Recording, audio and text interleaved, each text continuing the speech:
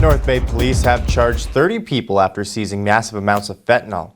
The total amount of criminal charges laid is 106. It all began when meetings between members of the police services determined that many suspects involved in the distribution of opioids and methamphetamines were not bound by a specific geographical area in the Nipissing district.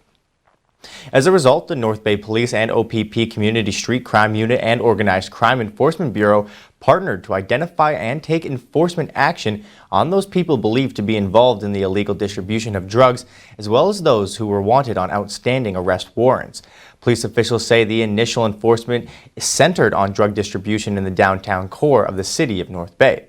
This enforcement increased not only arrests but also interactions with individuals, resulting in several other open investigations being solved by way of criminal charges. The 30 people charged are from North Bay and area, West Nipissing, Hamilton, and Quebec.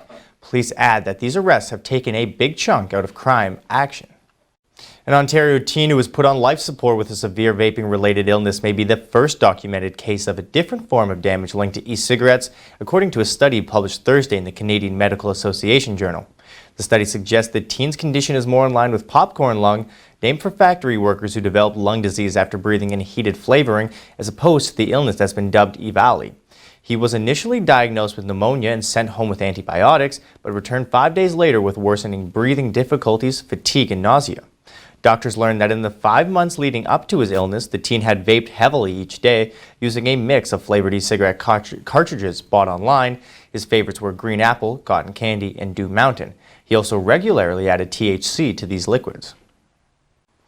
Billion-year-old meteorites that crashed into Earth contain sugars, researchers say, lending support to the idea that asteroids may hold some of the ingredients to life. An international team of scientists found bioessential sugars in meteorites, which also contain other biologically important compounds, according to a press release from NASA on Tuesday. The researchers found sugars like arabinose and xylose, but the most significant finding was ribose. Ribose plays a hugely important part in human biology. It exists in our RNA molecules and delivers messages from our DNA to help build proteins for our bodies, according to the press release. The discovery of ribose also suggests that RNA evolved before DNA, giving scientists a more clear picture of how life may have formed.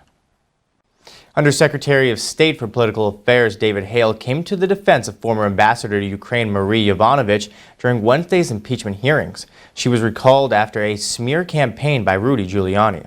I endorse entirely your description of Ambassador Yovanovitch. I'd only met her when I took this job. But immediately I understood that we had an exceptional officer doing exceptional work at a very critical embassy in Kyiv.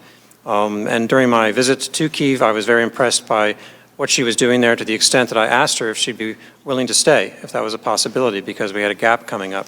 Ambassador Hale, then therefore are you saying Marie Yovanovitch is a dedicated and courageous patriot? I endorse what you say exactly. And that she served with grace and dignity in the face of the smear campaign? Yes, she did. And that what happened to her was wrong? I believe that she should have been able to stay at post and continue to do the outstanding work. And what happened to her was wrong? That's right. The Toronto Maple Leafs have fired head coach Mike Babcock and replaced him with former Hounds head coach Sheldon Keefe. Babcock had a record of 9-10-4 in the 2019-2020 season for the struggling Leafs, who are 0-5-1 in their last 6 games, including 5 straight losses in regulation. Maple Leafs president Brendan Shanahan flew to Arizona on Wednesday to break the news to Babcock along with general manager Kyle Dubas.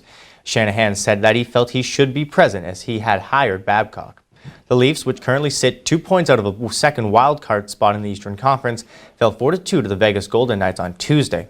Babcock's last win for the Leafs on November 7th against Vegas was the 700th of his NHL career. He has a combined career record of 700, 418, 183 with Toronto, Detroit, and Anaheim.